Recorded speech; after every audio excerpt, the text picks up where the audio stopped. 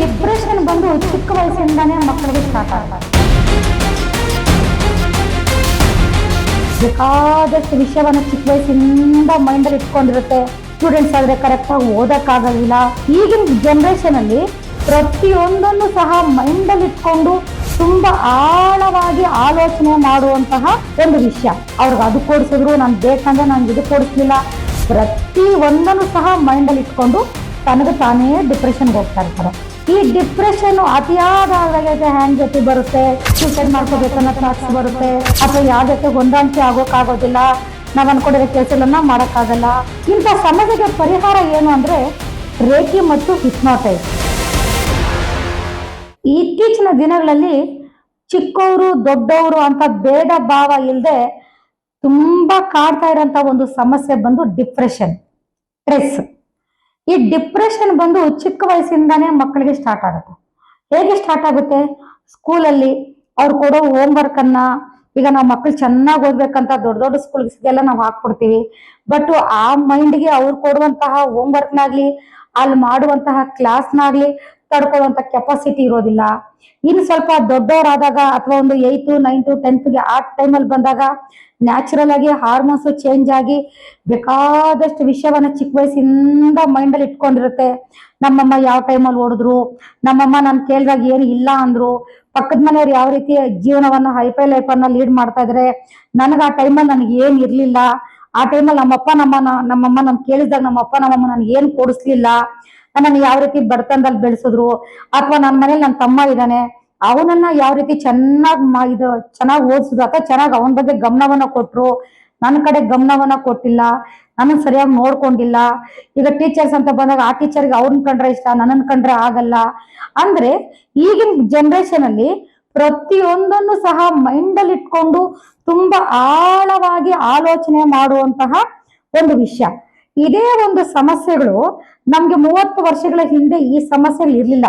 ಯಾಕಂದ್ರೆ ವಾತಾವರಣ ಆಗಿತ್ತು, ಇಲ್ಲಿ ಯಾರು ಜಾಯಿಂಟ್ ಫ್ಯಾಮಿಲಿಗಳು ಜಾಸ್ತಿ ಇದ್ವು, ಇಲ್ಲಿ ಒಂದು ಹೆಚ್ಚಾಗ್ಲಿ ಒಂದು ಕಮ್ಮಿ ಆಗ್ಲಿ, ಮಕ್ಕಳಿಗೆ ಹುಟ್ಟುತ್ತಾ ಇಂದ ಚಿಕ್ಕ ಮಗುಯಿಂದಾನೆ ಎಲ್ಲವನ್ನ ಅಡ್ಜಸ್ಟ್ಮೆಂಟ್ ಮಾಡ್ಕೊಳ್ಳುವಂಥದ್ದು ಮಕ್ಕಳಿಗೆ ಗೊತ್ತಾಗ್ತೈತೆ. ದೊಡ್ಡಪ್ಪನ ಮಕ್ಕಳು, ಚಿಕ್ಕಪ್ಪನ ಮಕ್ಕಳು ಈ ತರ ಎಲ್ಲ ಇದ್ದಾಗ ಮಕ್ಕಳಲ್ಲಿ ಹೇಗಿರ್ಬೇಕು ಅಂತ ಗೊತ್ತಾಗ್ತಾ ಇತ್ತು. ಈಗ ಹಾಗಿಲ್ಲ. ಈಗ ಒಂದು ಪ್ರತಿಯೊಂದನ್ನು ನಾವು ಸಪರೇಟ್ ಅಂತಾನೆ ನಾವು ಮಾಡ್ತಾ ಬಂದಿದೀವಿ ಮಕ್ಕಳಿಗೆ. ಆತರ ಮಾಡಿದಾಗ ಏನಾಗುತ್ತೆ ಅಂದ್ರೆ ಪ್ರತಿಯೊಂದಕ್ಕೂ ಈಗ ನಾವು ದೊಡ್ಡವ್ರು ಏನ್ ಕಂಪೇರ್ ಮಾಡ್ಕೊಂತಾರೆ, ಇವ್ರು ಮಾರ್ಕ್ಸ್ ಕಮ್ಮಿ ತೆಗಿತಾರೆ, ಅವ್ರು ಜಾಸ್ತಿ ತೆಗಿತಾರೆ ಅಂತ ದೊಡ್ಡವ್ರು ಕಂಪೇರ್ ಮಾಡ್ಕೊಂಡ್ರೆ, ಚಿಕ್ಕವ್ರು ಏನ್ ಕಂಪೇರ್ ಮಾಡ್ಕೊಂತಾರೆ, ಅವಳಿಗೆ ಆ ಕಲರ್ ಬಟ್ಟೆ ಚೆನ್ನಾಗಿತ್ತು ಅತ್ತ ಅಂದ್ರು, ನನ್ಗೆ ಇದು ಇಷ್ಟ ಇಲ್ಲ ಬಟ್ ನನ್ಗೆ ಇದೇ ತಂದ್ರು, ಅವ್ರಿಗೆ ಅದು ಕೊಡ್ಸಿದ್ರು, ನಾನ್ ಬೇಕಂದ್ರೆ ನನ್ಗೆ ಇದು ಕೊಡಿಸ್ಲಿಲ್ಲ. ಪ್ರತಿ ಒಂದನ್ನು ಸಹ ಮೈಂಡಲ್ಲಿ ಇಟ್ಕೊಂಡು ತನಗೆ ತಾನೇ ಡಿಪ್ರೆಷನ್ಗೆ ಹೋಗ್ತಾ ಇರ್ತಾರೆ.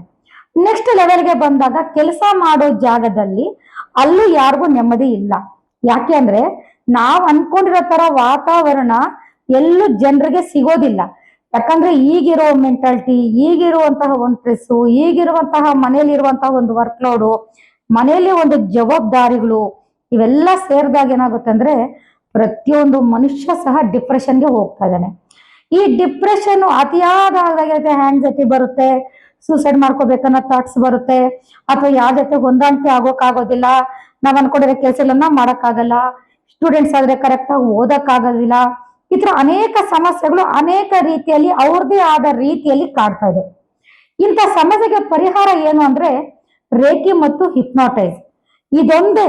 ನಾವು ವಿತೌಟ್ ಮೆಡಿಸಿನ್ ಅಲ್ಲಿ ನಾವು ಧ್ಯಾನ ಮಾಡ್ತೀವಿ ಅಥವಾ ನಾವ್ ಇನ್ನೇನೋ ಮಾಡ್ತೀವಿ ಅನ್ನೋದ್ರ ಬದಲಿಗೆ ರೇಖಿಯನ್ನ ಮಾಡ್ಕೊಂಡಾಗ ಅದು ಕರೆಕ್ಟ್ ಆಗಿ ಯಾವ ಚಕ್ರವನ್ನ ಆಕ್ಟಿವ್ ಮಾಡ್ಬೇಕು, ಯಾವ ಮಾನಸಿಕ ಸೂಕ್ಷ್ಮ ಶರೀರವನ್ನ ಆಕ್ಟಿವ್ ಮಾಡ್ಬೇಕು, ಯಾವ ಆಜ್ಞಾ ಚಕ್ರವನ್ನ ಆಕ್ಟಿವ್ ಮಾಡಿ ನಮ್ಮ ಬ್ರೈನ್ ಅನ್ನ ಶಾರ್ಪ್ ಮಾಡ್ಬೇಕು, ಈ ರೀತಿಯಲ್ಲಿ ಅನೇಕ ತರ ಹಿಪ್ನೋಟೈಸ್ಗಂತಾನೆ ನಿಮ್ಗೆ ಖಿನ್ನತೆಗೆ ಅಂತಾನೆ ಡಿಪ್ರೆಷನ್ಗಂತಾನೆ ಬೇಕಾದಷ್ಟರ ಒಂದು ವಿಧಾನಗಳು ಇಲ್ಲಿ ನಿಮ್ಗೆ ಸಿಗತ್ತೆ. ಆದ್ರಿಂದ ದಯವಿಟ್ಟು ಡಿಪ್ರೆಷನ್ ಅಲ್ಲಿ ಯಾರು ನರಳಬೇಡಿ. ಮನೇಲಿ ಒಬ್ರು ಡಿಪ್ರೆಷನ್ ಅಲ್ಲಿ ಇದ್ರೆ ಆ ಮನೇಲಿರೋರು ಯಾರು ಸಹ ನೆಮ್ಮದಿಯಾಗಿರಕ್ಕೆ ಖಂಡಿತವಾಗ್ಲೂ ಆಗೋದಿಲ್ಲ. ಸಮಸ್ಯೆಗಳು, ಜಗಳಗಳು, ಮನಸ್ತಾಪಗಳು ಹುಟ್ಟುತ್ತಾನೆ ಇರುತ್ತೆ. ಈ ತರದಾಗ ರೇಖಿ ಮತ್ತು ಹಿಪ್ನೋಟೈಸ್ ಅನ್ನ ಕಲೀರಿ. ಸಂಜೀವನಿ ರೇಖಿ ಹೀಲಿಂಗ್ ಸೆಂಟರ್ಗೆ ಭೇಟಿ ಕೊಡಿ, ಕನ್ಸಲ್ಟೇಷನ್ ಮಾಡ್ಕೊಳ್ಳಿ ಅಂತ ಹೇಳ್ತಾ ನಮಸ್ಕಾರ ವೀಕ್ಷಕರೇ. ನಾನು ಡಾಕ್ಟರ್ ಭರಣಿ ರಾಜು, ರೇಖಿ ಗ್ರ್ಯಾಂಡ್ ಮಾಸ್ಟರ್ ಮತ್ತು ಮಾಸ್ಟರ್ ಹಿಪ್ನೋಟೈಸರ್.